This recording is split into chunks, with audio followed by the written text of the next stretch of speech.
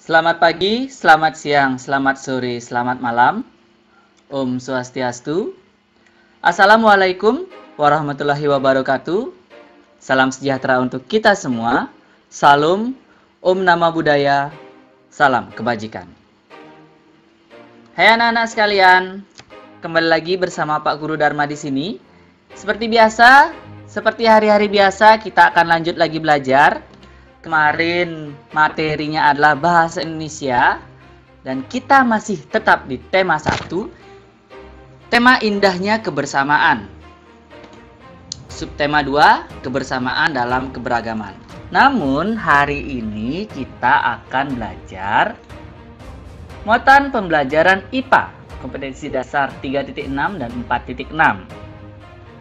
Di pembelajaran 1, kita akan belajar tentang cara menghasilkan bunyi pada benda. Kemarin anak-anak sudah Pak Guru ajarkan di subtema 1 itu bagaimana cara bunyi itu dihasilkan. Ya, jadi kita akan belajar lagi. Pak Guru ingatkan lagi kalian. Setelah itu di pembelajaran 3, kita akan belajar tentang pendengaran manusia. Oke, sebelum belajar seperti biasa, mari kita berdoa dulu agar apa yang kita pelajari hari ini bisa bermanfaat untuk diri kita sendiri dan juga untuk orang lain pastinya. Baik, berdoa dimulai. Berdoa selesai. Nah, sebelum kita lanjut belajar, disiapkan dulu buku pena jilid 4A-nya. Lalu disiapkan juga buku latihannya, karena sebentar seperti biasa Pak Guru akan memberikan kalian latihan di akhir video ini. Ya. Jadi kalau kalian sudah siap, mari kita mulai belajar. Oke, pembelajaran pertama. Cara menghasilkan bunyi pada benda. Sumber bunyi adalah semua benda yang dapat menghasilkan bunyi. Bunyi itu dihasilkan oleh benda yang bergetar. Nah, di sini ada dua gambar. Yang pertama adalah gambar dua orang anak perempuan yang sedang berbincang-bincang, di mana jika berbincang-bincang atau berbicara itu, pita suara akan bergetar ketika berbicara pastinya. Coba anak-anak, disentuh leher kalian ketika kalian berbicara. Pasti kalian merasakan di leher kalian itu ada yang bergetar. Nah, getaran itulah yang dihasilkan oleh pita suara sehingga kalian dapat berbicara dengan orang lain. Selain berbicara, bunyi itu dapat dihasilkan dengan cara dipetik. Contohnya adalah senar gitar. Ya, sama seperti materi sebelumnya, alat musik itu ada yang dipetik, bisa menghasilkan bunyi. Oke, selain itu, sumber bunyi juga biola. Contohnya, senar biola diapakan anak-anak? Ya benar sekali, senar biola itu digesek. Ya, senar biola yang digesek menghasilkan bunyi. Sehingga bunyi dihasilkan dari senar yang digesekkan lalu senar tersebut bergetar. Ya, digesekkan dulu baru bergetar sehingga menghasilkan bunyi. Oke, selain digesek, apalagi? Ya, contohnya adalah marakas digoyang-goyangkan. Selain marakas, apalagi yang digoyangkan kemarin? Ya, benar sekali. Ada angklung ya anak-anak ya. Selain marakas, ada angklung juga yang digoyang-goyangkan sehingga dapat menghasilkan bunyi. Sementara pada contoh marakas ini, butiran pasir dalam marakas itu saling bertumbukan. Bertumbuh itu maksudnya saling saling menabrak satu sama lain sehingga menghasilkan bunyi di dalam marakas itu. Oke, lanjut. Ada juga yang namanya gendang. Gendang itu adalah alat musik yang menghasilkan suara dengan cara dipukul. Saat dipukul, kulit gendang akan bergetar dan menghasilkan bunyi. Ya, yang dipukul itu adalah kulit gendangnya. Sehingga kulit gendangnya itu ketika dipukul bergetar dan getaran itu menghasilkan bunyi pada gendang. Oke? Bisa difahami dulu sampai sini? Oke, kita lanjut aja. Itulah tadi beberapa alat musik Itulah tadi beberapa alat musik atau beberapa benda, cara benda untuk menghasilkan bunyi. Beberapa alat musik tadi sudah Pak Guru ingatkan lagi kepada kalian. Sekarang kita akan lanjut ke pembelajaran 3 tentang pendengaran manusia. Nah, anak-anak sekalian, pendengaran manusia, alat indera untuk manusia mendengar apa? Ya, benar sekali, yaitu adalah telinga, di mana pendengaran manusia itu menggunakan alat indera yang namanya telinga, merupakan salah satu dari panca indera yang kita miliki. Nah, selain untuk mendengar, selain sebagai alat pendengaran, fungsi telinga itu juga sebagai alat keseimbangan tubuh loh anak-anak. Ya, jadi dilarang memukul telinga teman kalian. Kenapa seperti itu? Sebentar kita akan cari tahu. Oke, jadi telinga ini terbagi menjadi 3 bagian anak-anak. Yang pertama telinga luar, lalu ada telinga bagian tengah, dan yang terakhir telinga bagian dalam. Ya. Oke, bagian-bagian telinga. Nah, ini merupakan gambar penampang telinga kalian. Ada apa saja? Mari kita cek. Yang pertama, ada daun telinga. Fungsinya untuk menangkap getaran bunyi. Ingat, bunyi itu karena benda yang bergetar. Oke, lanjut lagi. Gendang telinga, menerima getaran bunyi dan gendang telinga menerima getaran bunyi dan meneruskan ke tulang-tulang pendengaran. Itu adalah fungsi dari gendang telinga. Next, ada tulang-tulang pendengaran, meneruskan getaran bunyi ke koklea. Apa itu koklea? Sebentar kita lihat. Oke. Selanjutnya ada saluran setengah lingkaran, membantu dalam mempertahankan keseimbangan tubuh. Nah, inilah dia. Ya, salah satu alat untuk menyeimbangkan tubuh manusia, yaitu saluran setengah lingkaran yang terdapat di dalam telinga kalian. Oke, selanjutnya koklea atau yang namanya rumah siput. Nah, gambar koklea ini seperti gambar rumah siput ya anak-anak ya. Spiral seperti ini, seperti rumah siput, disebut koklea. Menerima dan meneruskan getaran bunyi ke saraf pendengaran. Itulah fungsi koklea. Lanjut, ada saluran eustasius, menghubungkan ruang telinga dengan faring. Faring itu adalah rongga mulut ya anak-anak ya. Rongga mulut, rongga kerongkongan, itu faring namanya. Lanjut, ada liang telinga, menghalangi debu dan air yang masuk ke dalam telinga kalian. Itu adalah bagian-bagian telinga, dan yang digaris itu pertama ada telinga bagian luar, ada telinga bagian tengah, dan yang terakhir ada telinga bagian dalam. Sebentar Pak Guru akan ajak kalian untuk mempelajari bagian-bagian telinga, ketiga bagian telinga ini lebih mengkhusus. Siap? Pastinya siap. Oke, kita akan lanjut dulu. Oh ya, yang terakhir ada lubang telinga ternyata. Lubang telinga itu meneruskan bunyi ke telinga tengah. Oke. Sekarang bagian telinga bagian luar. Ya, fungsi utama telinga luar ini adalah untuk menangkap bunyi dari lingkungan, untuk kemudian diteruskan ke telinga bagian tengah. Ya, jadi fungsi utama telinga luar ini untuk apa anak-anak?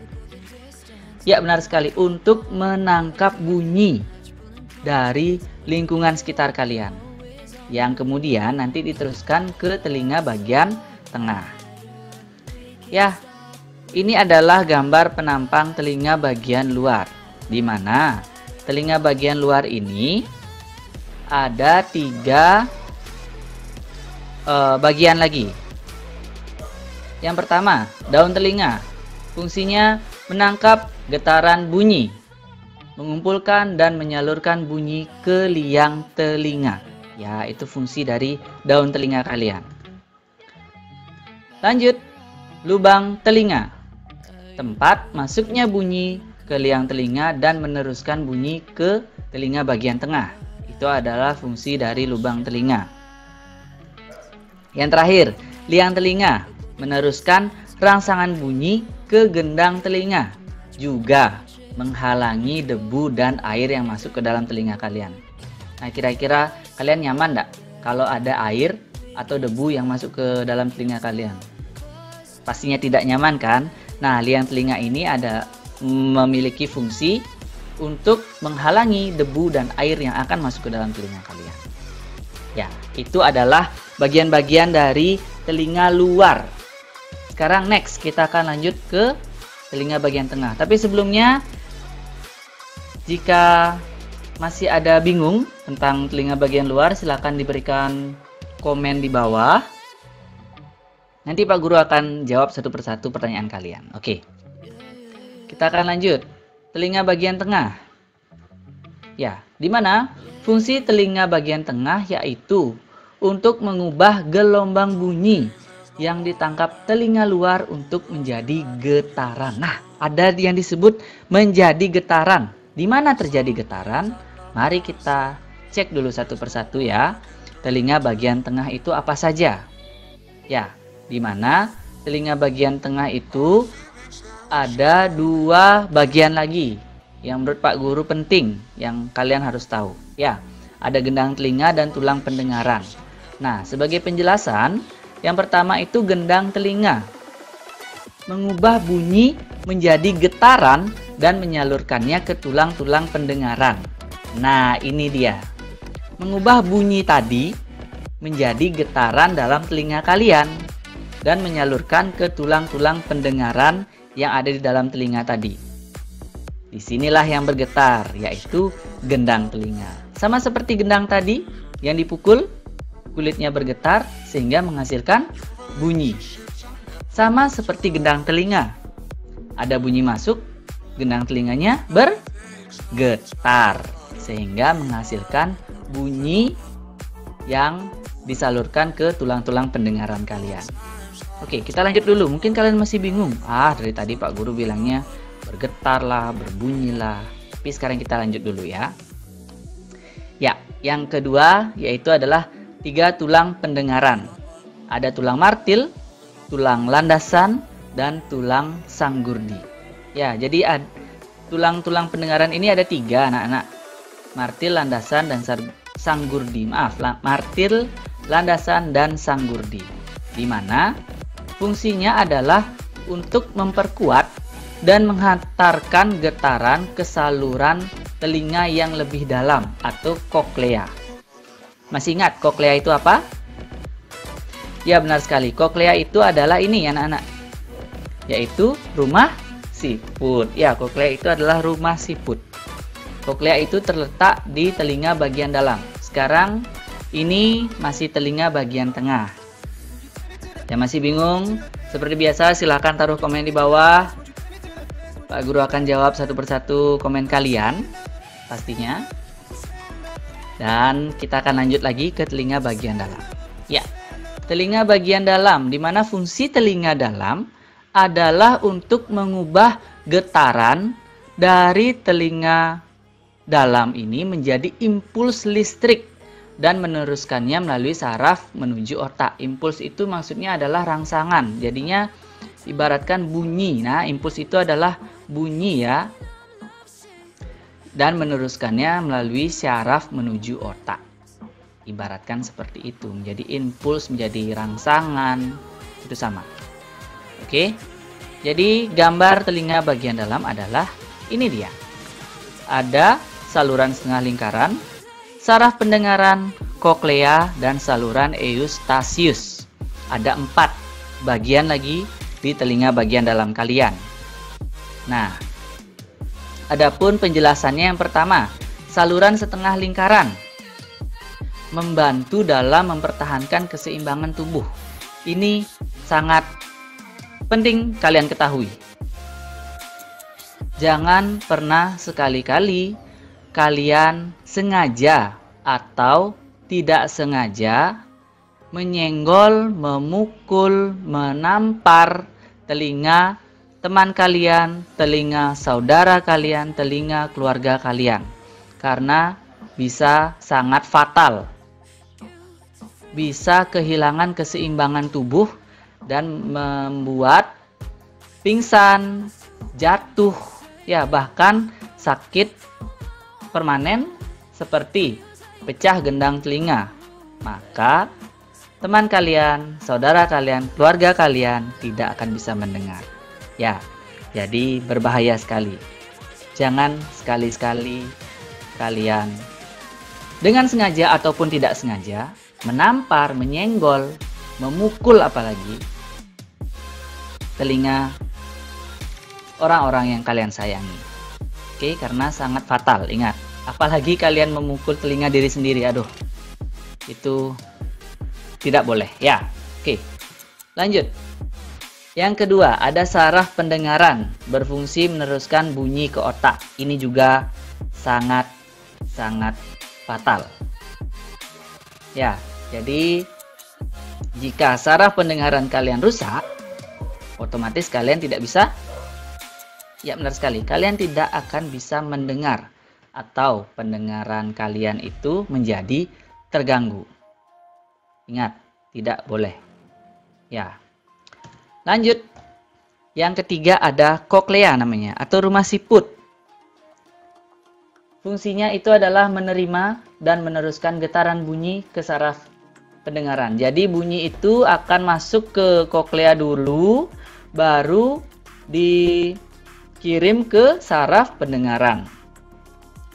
Seperti tadi gendang telinga, lalu tulang pendengaran, masuk ke koklea, masuk ke saraf pendengaran. Itu adalah rentetannya. Sebentar kita akan belajar tentang bagaimana kita bisa mendengar. Ada rentetannya nanti. Oke, kita lanjut dulu. Ada saluran yang mana saluran Eustasius, saluran Eustasius, di mana menghubungkan rongga mulut atau faring dengan telinga dalam dan mengatur keseimbangan tekanan udara. Nah, di sini dia keseimbangan tekanan udara. Jadi, agar kalian ketahui bahwa telinga, hidung, dan tenggorokan itu merupakan satu kesatuan atau tiga organ tubuh yang saling berkaitan. Jadi jika kalian tahu yang namanya dokter THT, dokter telinga, hidung, tenggorokan. Jadi jika kalian pergi ke sana, maka kalian itu bisa berkonsultasi, bisa bertanya tentang kesehatan telinga, hidung, dan tenggorokan kalian. Karena itu merupakan organ yang memiliki saluran yang sama atau satu saluran. Ya, nanti kita akan belajar lagi. Oke, dari telinga bagian dalam dulu. Ada yang masih bingung? Oke, bisa kita lanjut ya. Ya, ada proses mendengar bunyi yang berada di dalam telinga kita ya. Jadi yang pertama itu proses mendengar bunyi adalah getaran dari sumber bunyi pastinya. Ada sumber bunyi dan ada getarannya. Contoh tadi gendang yang dipukul, kulitnya bergetar menghasilkan bunyi. Gitar yang dipetik, senarnya bergetar menghasilkan bunyi. Ya. Setelah ada sumber bunyi, lalu gelombang bunyi ditangkap oleh daun telinga. Ingat, daun telinga adalah telinga bagian luar. Jadi gelombang bunyi itu ditangkap oleh daun telinga kalian. Ya, setelah ditangkap oleh daun telinga, gelombang bunyi merambat di liang telinga atau masuk ke dalam liang telinga kalian. Oke, lanjut. Bunyi menggetarkan gendang telinga kalian. Gendang telinga bergetar karena bunyi tadi. Iya. Selanjutnya, getaran liang-liang telinga menggetarkan tulang-tulang pendengaran. Iya, kan bunyi itu tidak hanya satu yang masuk ke telinga tapi banyak.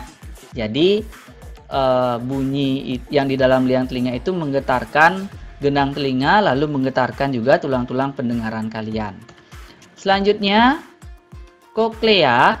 Nah, koklea tadi, rumah siput tadi, menangkap getaran dari tulang-tulang pendengaran dan mengirimnya ke saraf pendengaran sebagai impuls atau kayak sinyal gitulah, sinyal ke saraf pendengaran kalian. Selanjutnya, yang terakhir, saraf pendengaran mengirimkan rangsangan bunyi ke otak dan otak mengubah bunyi yang didengar. Nah, pada bagian ini, pada bagian terakhir ini, jadi saraf bunyi itu mengirimkan sinyal tadi ke otak sehingga kalian itu seperti bisa mendengar bunyi-bunyian. Contoh, kalian bisa mendengar suara Pak Guru sekarang itu karena semua proses mendengar bunyi ini kalian dapat lakukan, bisa terjadi, dan alat indera pendengaran kalian itu masih berfungsi dengan baik. Ya, kurang lebih seperti itulah prosesnya. Proses untuk mendengarkan bunyi.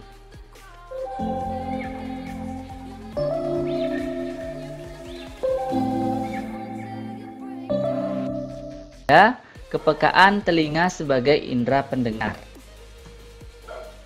Ya, kepekaan telinga manusia itu dapat mendengar bunyi dengan frekuensi 20 sampai 20.000 Hz. Jadi Hz ini dibaca Hertz. Oke? Selanjutnya, ada orang yang dapat mendengar bunyi lemah atau pelan. Dan ada orang yang dapat mendengar bunyi kuat atau bunyi keras. Ya, bunyi pelan itu seperti orang yang berbisik. Bunyi yang kuat atau keras itu seperti orang yang berteriak. Nah, seperti itu.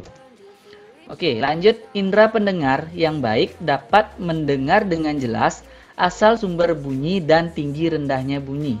Jika indera pendengar kalian baik, berarti kalian dapat mengetahui di mana asal sumber bunyi itu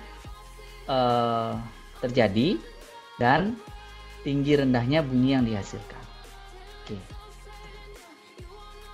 Nah, selanjutnya,